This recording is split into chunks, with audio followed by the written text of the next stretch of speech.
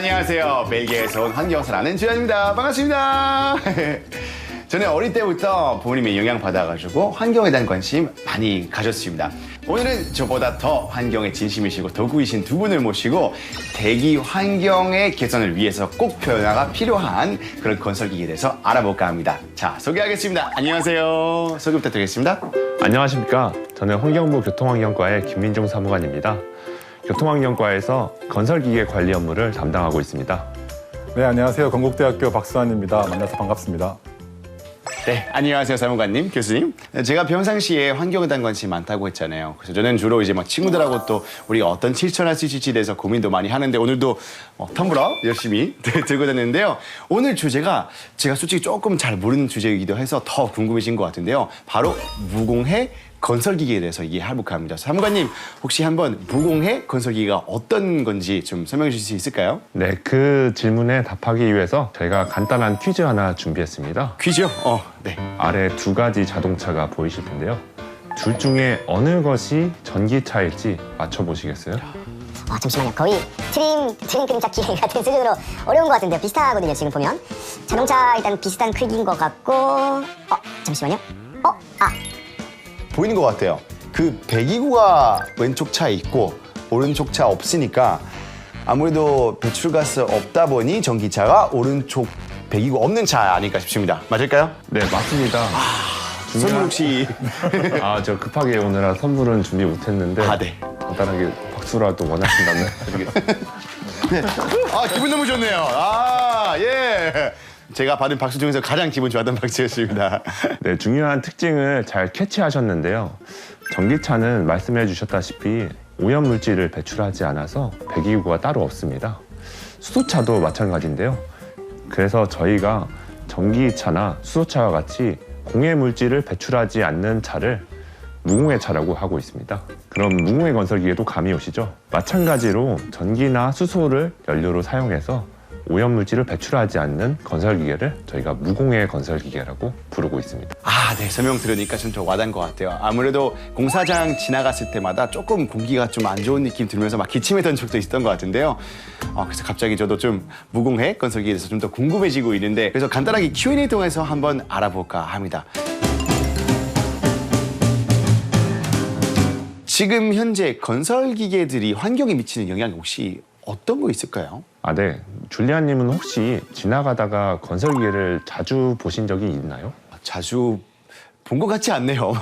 설명해 주시니까 맞아요. 주로 이제 공사 현장도 이제 뭐 좀 막혀 있으니까 잘 안 보인 것 같습니다. 네, 건설기계가 종류가 30종이 넘지만 대표적으로는 지게차 또는 굴착기가 있는데요. 건설기계가 국내에 40만 대 정도 있는데 자동차의 한 60분의 1 정도 되는 수준이기 때문에 자주 보기는 힘든 상황입니다. 하지만 이렇게 적은 건설기계가 배출하는 초미세먼지의 양은 어마어마한데요. 건설기계 한 대당 자동차의 30배 정도 되는 초미세먼지를 배출하고 있습니다. 30배나 배출하고 있어요? 진짜 차이가 확 많이 나는데요. 아니 그렇게 건설기기들이 이렇게 많은 공기 오염시키는지 몰랐는데요. 혹시 그러면 환경에 미치는 또 다른 영향 같은 거 있을까요? 네, 기후변화를 일으키는 물질로 알려진 온실가스도 좀 잘 알고 계실 텐데요. 네네. 건설기계는 이 온실가스 배출량도 상당합니다. 굴착기 중에서 작은 축에 속하는 6톤급 굴착기도 표준적으로 운행했을 때 연간 18톤 정도 온실가스를 배출합니다. 경유차의 약 3배 정도 되는 양이라고 보시면 되겠습니다.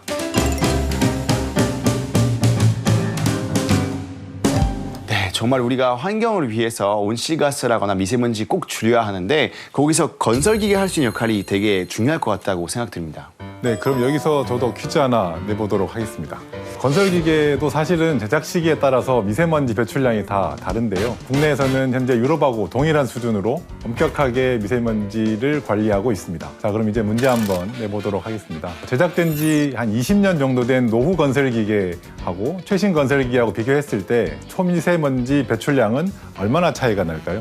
자, 혹시 그러면 저한테 객관식으로 내주실 수 있을까요? 네. 그럼 보기를 한 3가지 정도 내드리도록 하겠습니다. 1번은 5배 정도 차이가 난다. 2번은 10배에서 15배 정도 차이가 난다. 3번은 20배에서 30배 정도 차이가 난다. 20배에서 30배는 너무 높은 것 같고요.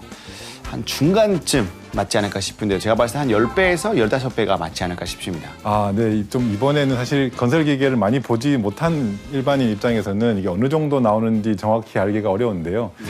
정답은 한 20배에서 한 30배 정도 되는 차이가 있습니다.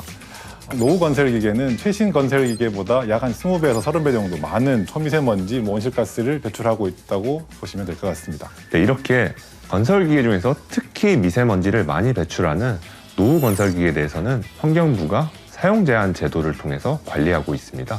수도권과 지역별 주요 도시 등을 대기 관리 권역으로 운영하고 있는데요. 이러한 권역 내에 대형 광급 공사장에서는 배출가스 저감 장치를 추가로 부착하거나 새로운 엔진으로 교체하여 개선한 노후 건설기계만 사용이 가능합니다. 네, 그런데 이제 건설기계가 아무래도 생업과 되게 밀접한 관계 있잖아요. 그러면 이런 건설기계 소유자분들은 또 생업도 지키고 그리고 환경도 지킬 수 있는 방법 없을까요? 네, 물론 있습니다. 환경부에서는 이런 노후 건설기계 소유자분들을 위해 다양한 지원 사업을 하고 있습니다. 건설기계를 조기에 폐차하거나 배출가스 저감 장치를 새로 부착하거나 신형 엔진으로 교체할 때 보조금을 지원해드리고 있습니다.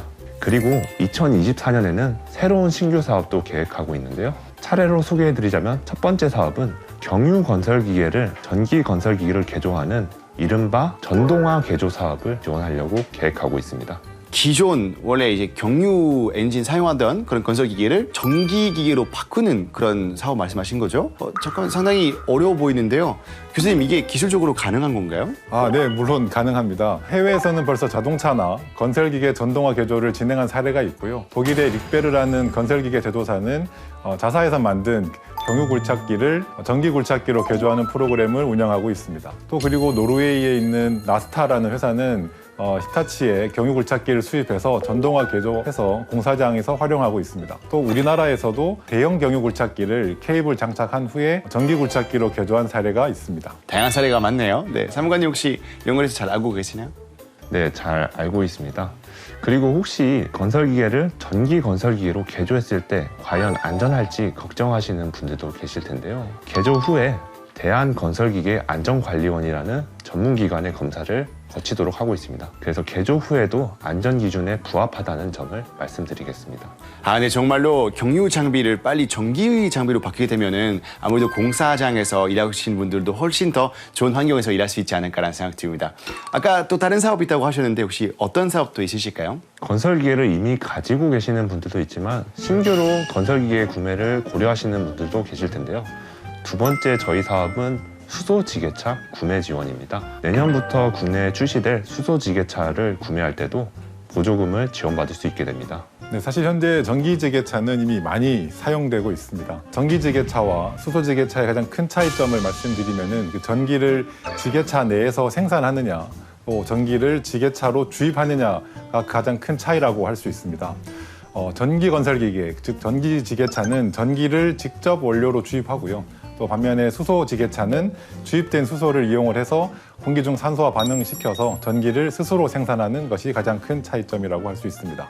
네, 또 다른 차이점은 충전 시간인데요. 수소지게차는 전기지게차에 비해서 충전 시간이 짧다는 장점이 있습니다. 이런 장점 때문에 미국에서는 교대 간격이 짧은 물류 사업장이나 제도 사업장에서 수소지게차를 많이 활용하고 있습니다. 국내에서도 제도 사업장에서는 수소지게차 한 대가 향후에 전기지게차의 2-3대 몫을 해낼 것이라고 기대하고 있습니다. 네, 아무래도 그런 충전 시간이 훨씬 빠른 그런 수소기계차로 바뀌게 된다면 뭐 그런 물류 하시는 분들이라거나 아니면 뭐 또 제조 현장에서 더 빨리 환경 장비로 바꿀 수 있지 않을까 생각 들고요. 또 환경부 쪽에서 이렇게 개조할 때라거나 또 새로운 장비 구매할 때 지원해 주신다고 하니까 또 부담이 덜할 거라는 생각도 들게 됩니다. 또 아신지 모르겠지만 제가 유럽연합 기후행동 친선대사잖아요. 그래서 제가 이제 유럽의 사례 좀 알아봤는데 보니까 그 노르웨이 오슬로 있잖아요. 그 노르웨이 수도 거기서 벌써부터 2019년도에 무공해 공사장을 이제 진행한 바 있다고 하는데 교수님 혹시 알고 계시나요? 오슬로 시청 앞에서 한 도로 공사를 말씀하시는 것 같은데요. 노르웨이에서는 그 출시된 16톤급과 8톤급 전기 굴착기만을 사용해서 세계 최초로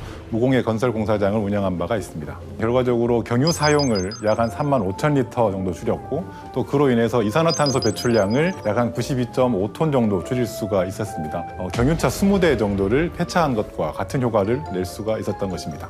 와, 이 사례를 왠지 많이 참고하실 것 같은데요, 사무관님?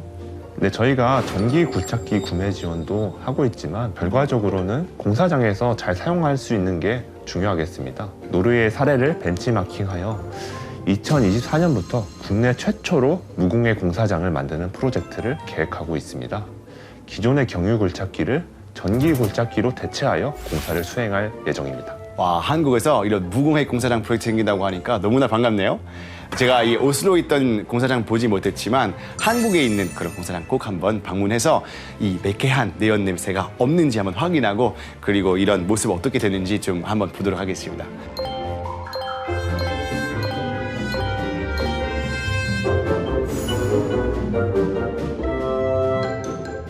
네, 자 이렇게 해서 오늘은 환경부 김민중 사무관님과 그리고 또 건국대학교 박수환 교수님 모셔서 이런 건설기계 정책에 대해서 알아볼 수 있는 시간을 가져봤는데요. 보다 빨리 이런 무공해 건설기가 많아져서 공사장에서 더 이상 온실가스와 미세먼지 나오지 않는 날이 빨리 왔으면 좋겠습니다. 자, 그럼 저희 다 함께 인사해볼까요?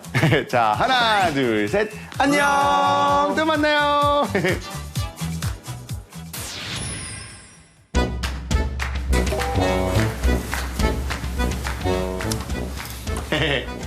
갑자기 어떻게 되셨죠?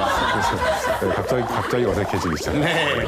아까 전까지 괜찮았는데 딱 앉으니까 잠깐 조용해지니까 더 그런 것 같아요. 저기가 괜찮았는데 전기지게차 두세 대의 몫을 해낼 것이라고 기대하고 있습니다. 계속 거기를 끄덕끄덕 하셔가지고 어려운 대사를 다 교수님한테 뭐라 해요.